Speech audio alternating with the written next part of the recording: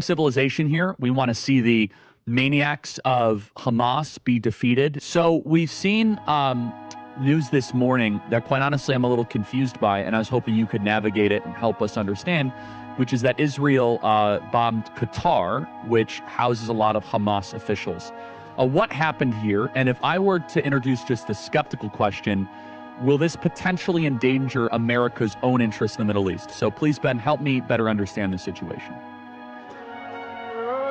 I just spent time in Japan, and one of the things that kind of looms over Japan is that Japan, they engaged in an unconditional surrender, that they said, we're done.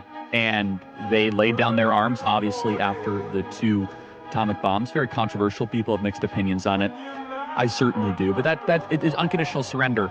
Is that what Israel is aiming for here? I suppose that is a question that I get a lot on campus.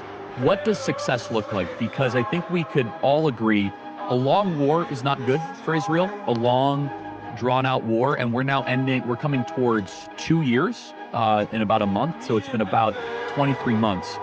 So what does ultimate success look like in the Gaza Strip?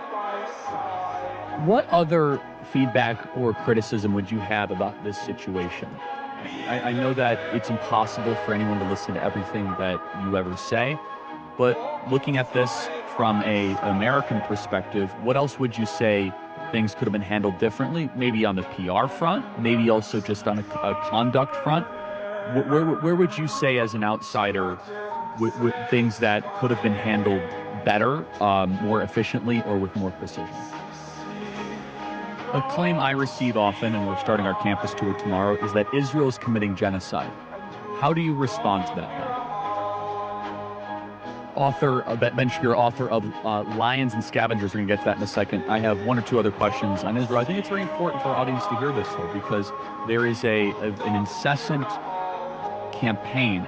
And one thing a friend sent to me, interestingly, which is, okay, Charlie, we push back against the media on COVID, on lockdowns, on Ukraine, on the border, so maybe we should also ask a question. Is the media totally presenting the truth when it comes to Israel? Just a question, that maybe we shouldn't believe everything the media says, because I know I've been conditioned to ask a lot more critical questions over the last couple of years. So, Ben, some people would accuse Israel of wanting to ethnically cleanse. Some people in the Israeli government are saying, again, it's all over the place, right? You have opinions all over. In your opinion, what would a good outcome 5 years from now be, and how does one respond to the claims of ethnic cleansing? We're running out of time here, but just last question on this, Ben. I know this might be a tougher question, but Bibi said, quote, I didn't like how he said this, I'll be honest. You can't be MAGA if you're anti-Israel. I don't like it for a couple of reasons. How did you analyze that statement from Bibi?